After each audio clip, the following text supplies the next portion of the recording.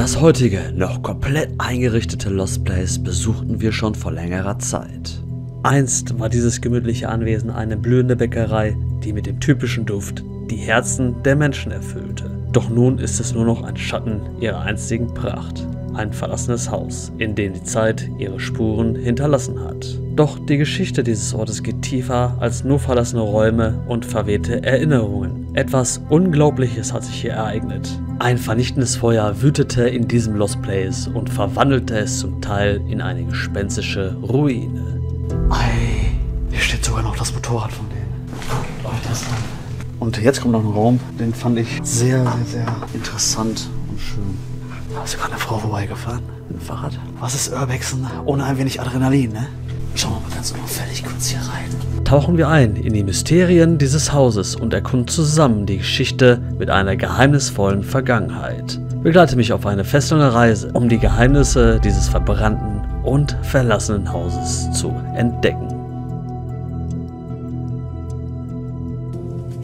Und bevor es mit dem Video weitergeht, viele von euch wissen sicherlich, dass ich einen neuen Kooperationspartner habe, und zwar Saturo. Aber heute geht es nicht um Werbung, sondern ihr könnt was gewinnen. Genau, ihr habt richtig gehört, ihr könnt was gewinnen. Und zwar gibt es 2 Probierpakete von Saturo für euch. Ihr tut immer was für mich, also gebe ich jetzt auch mal was zurück. Der Gewinner wird nächste Woche in meinem Video bekannt gegeben. Ich mache es dann per Comment Picker, nehme das alles auf und schneide das mit in das Video von nächste Woche Freitag. In der Verlosung sind 2 Pakete, das heißt es gibt auch 2 Gewinner und wir schauen jetzt mal einfach in einem Paket rein, was dort so drin ist. So sieht das ganze Paket aus, wenn es bei euch ankommt. Eins öffne ich mal jetzt, um zu sehen, wie das Ganze mal von drin aussieht. Dazu reißen wir das Ganze hier vorne auf und schauen dann ins Paket rein. Und wie ihr sehen könnt, sind alle 5 verschiedenen Sorten in dieser Packung enthalten. Es gibt in diesem Probierpaket Cappuccino, Banane, Erdbeere, Vanille und Kakao. Vanille und Kakao sind in der 500 Milliliter Packung. Erdbeer, Banane und Cappuccino in der 330 Milliliter Packung. So könnt ihr euch durchprobieren und gucken, was euch schmeckt. Also, wenn ihr eins von diesen Probierpaketen gewinnen wollt, einfach Hashtag Saturo in die Kommentare schreiben und schon nehmt ihr automatisch am Gewinnspiel teil. Die Gewinner der Probierpakete werden nächste Woche in meinem Video bekannt gegeben. Und nun viel Spaß mit dem Video.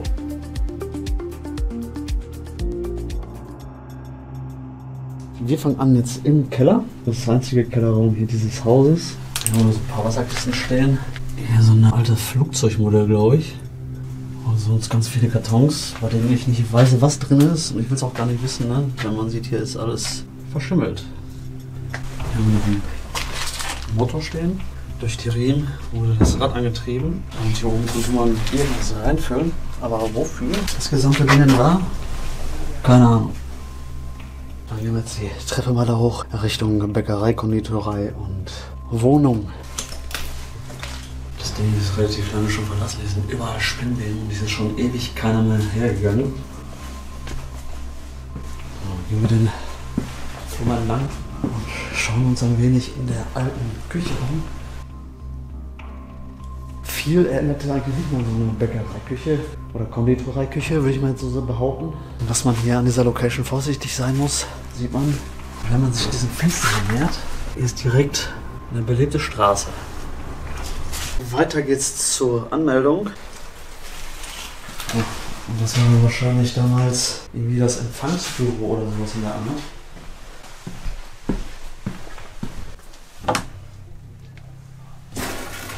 Schauen wir mal kurz ins ehemalige, ja, für mich sieht das aus wie so ein Büro, Küchebüro. Viele Klamotten hier liegen hier rum. Alte Zeitungen, Telefonbücher, ja, alte Fotos. Hier haben wir noch einen guten alten der Remel. Das Sortiment ist sogar fast noch komplett, so wie es aussieht. Ansonsten gibt es hier außer 4 Gerümpel noch nicht so das Interessante. Was mich ja wundert, ist, dass hier die ganzen Gläser noch drin stehen. In der Decke sieht man auch vielleicht die ersten Indizien dafür, dass es hier auch gebrannt hat. Das waren mal Modelleisenbahnen. Hier hat es dann angefangen, oder nicht angefangen, es hat hier gebrannt. So lange möchte ich jetzt hier nicht bleiben, denn es ist, glaube ich, nicht gesund, den ganzen Ruß hier einzuatmen. Ich weiß nicht, ob man sehen kann, Aber alles voller dieser Staubpartikel.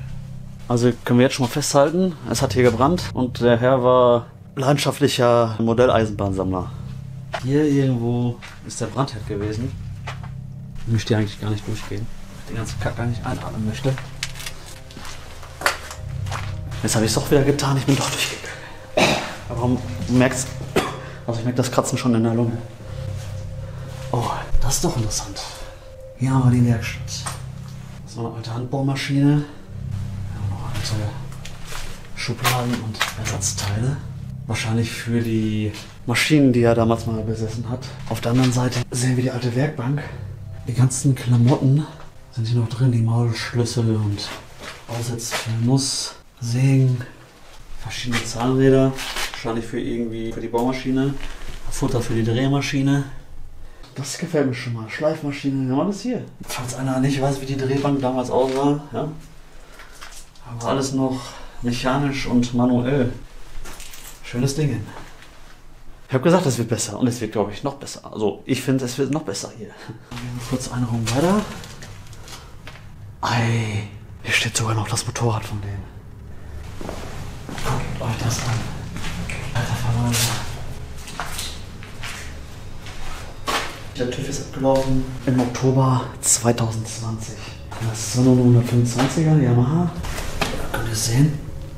Aber dass das Ding hier noch in Lost Place steht, ist der Wahnsinn. Sehr schön. Und ich hoffe auch, dass das Motorrad hier stehen bleibt. Kurz hier noch angehalten. Kann auch sein, dass der Mann hier noch Probleme hatte, denn wir haben hier Erwachsenen-Pampers.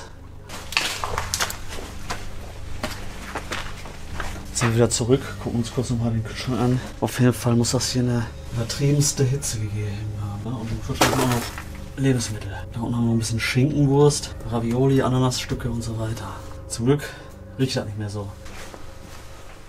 Ich entschuldige mich schon mal dafür, dass man hier vielleicht nicht so viel sieht. Ich darf hier aber kein Licht anmachen, weil das Nachbarsfenster ist direkt so gesehen neben uns. Ne? Der Raum ist hier echt sehr, sehr, sehr urig.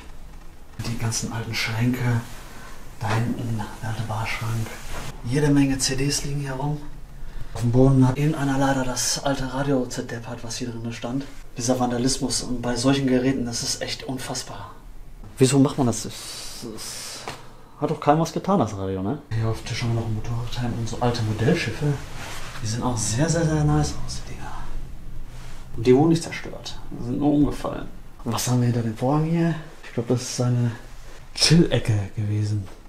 Sieht sehr urig aus, das Ganze. Auf dem Tisch haben wir noch alte Karten. Briefe. Da stöbern wir jetzt nicht drin rum. Für euch verpixt sich das auch. Hier noch so einen alten, wunderschönen Schreibtisch. Ich könnte mich hier wieder stundenlang aufhalten. Wir haben hier noch ein altes Telefon mit Wählscheibe. Das Foto von der Frau wahrscheinlich. Dann sind wir hier erstmal fertig und gehen eine Etage höher.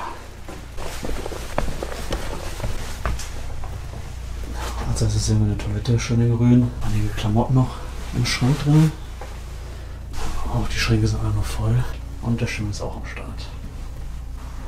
Schauen wir kurz in den ersten Raum rechts rein. Das ist das alte Ehrbett. Die alte Kommode. Und hier sogar noch der Reisepass von den guten Herren. Das sieht echt krass aus. Hier ist eine Dame zu sehen. Hier zwei Damen mit Kind.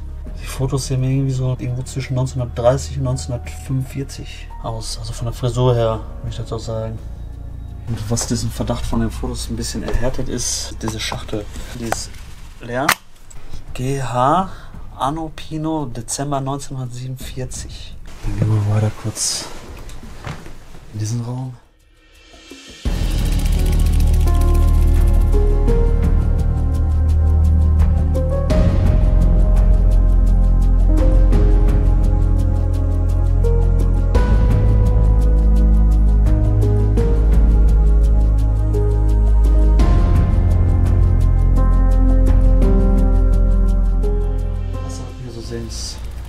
Altes Modellauto von Audi, von Revell. Schöner alter Schreibtisch. Oh, weiter rüberschwenken ist hier eine Märklin-Eisenbahn zu sehen. Krass, das ist auch noch komplett. Schützen. Ansonsten haben wir nur eine Chill-Couch und auch hier so einen alten Schrank. Und der Schrank ist, auch wenn man es nicht so gut sehen kann, aber der ist auch wieder voller Bücher. Darunter haben wir noch so ein paar alte Lokomotiven und Waggons stehen. Modelleisenbahnmäßig bin ich jetzt nicht so der Typ. Kenne mich damit nicht so gut aus. Auf der anderen Seite haben wir noch eine schöne Truhe stehen und ein schönes Wandbild, ein schönes Gemälde sogar. Das ist sogar gemalt und nicht kopiert. Und jetzt kommt noch ein Raum, den fand ich persönlich sehr, sehr, sehr interessant und schön. Angefangen von diesem alten Fernseher, ja, über diese alte Tapete und hin zu einfach das. Auch sowas, da könnte ich mich jetzt stundenlang hinsetzen und mir das hier durchlesen, da die Bücher und einfach so in Ruhe chillen. Wie es sich auch schon im ganzen Haus fortführt, haben wir hier Modelleisenbahn. Eine schöne Turmuhr, kurz nach 8:30. Ja, ist auch alles voller Eisenbahnbücher. Eisenbahnjahrbuch 1972 bis 2001 von 44, 84. Die komplette Brockhaus-Enzyklopädie. Ich kann es auch nicht aussprechen. Enzyklopädie, so. Der ganze Schreibtisch noch voller Unterlagen, sogar auf Englisch. Auf dem Schreibtisch haben wir noch ein schönes Telefon mit Wählscheibe. Und hier auf dem Boden direkt ein Aufnahmegerät. Schätze ich mal, dass es eins ist.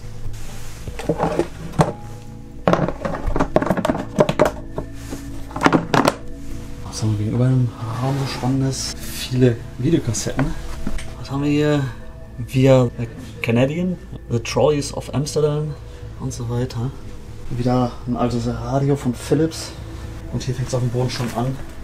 Ja, und ich glaube, hier brauche ich nicht mehr viel zu sagen.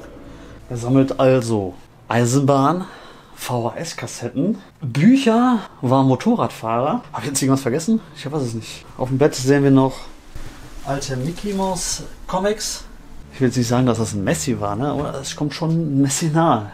Könnte man auch meinen, wenn man diesen Flur hier lang geht, ne? Dass es ein leichter Messi war. Auf jeden Fall hat er sehr gerne gesammelt. Noch ein Schlafzimmer. Die ganzen Klamotten sind auch noch hier vorhanden. Und das Bett ist zugestellt. Was habe ich hier auf dem Boden gefunden? Ich weiß es nicht.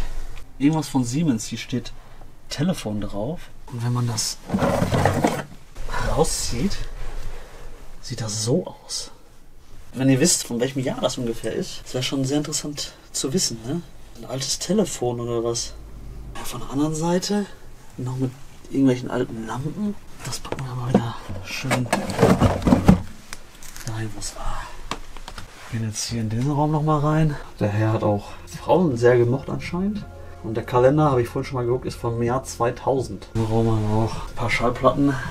Paganini, der fidele Bauer, die Meisteroperette. Auf dem Bett haben wir noch ein altes Schachspiel, ein paar Zeitschriften. Oh, und ein Sadomaso-Buch. Nun wissen wir auch, was die Vorlieben des Herrn waren, der hier gewohnt hat. Jeder so, ne, wie er es mag. Dann haben wir noch den Schrank hier, ein bisschen Gerümpel und ganz viele Dias. Der ganze Schrank hier ist voller Dias. Ich glaube, dem Herrn ist nie langweilig geworden. Dann würde ich sagen, dass wir auch hier oben fertig wären. Also irgendwie fasziniert mich dieser Lost Place, wie viel der Typ gesammelt hat und was er alles gemacht hat. Wir gehen jetzt aber zum Schluss noch mal unten in den Gastraum.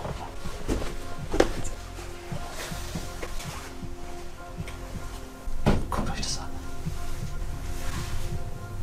Seht euch das mal an. Das Gebackenes. Diese alte Theke, alles. Diese alten Schränke. Unfassbar.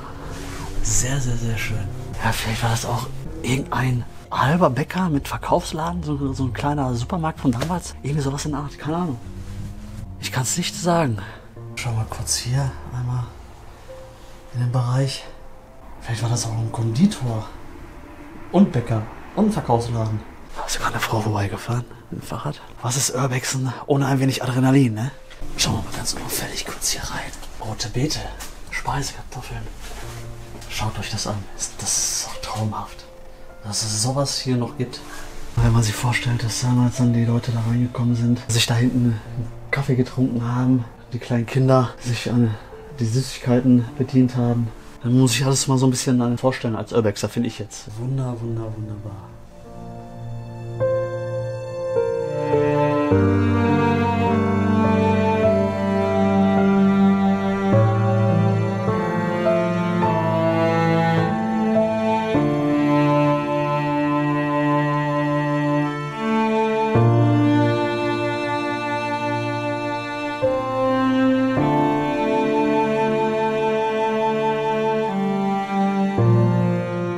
Das ist dann auch der letzte Raum gewesen, den wir hier jetzt uns angucken konnten. Es gibt hier sehr viele Klamotten. Also der war Sammler, der war dann Bäcker oder waren die Eltern von dem Bäcker oder keine Ahnung. Wenn ihr vielleicht irgendeine Ahnung habt, könnt ihr das natürlich auch gerne unten in die Kommentare schreiben. Ansonsten würde ich sagen, lasst einen Daumen da, lasst ein Abo da. Bis zum nächsten Video. Bleibt stabil und negativ.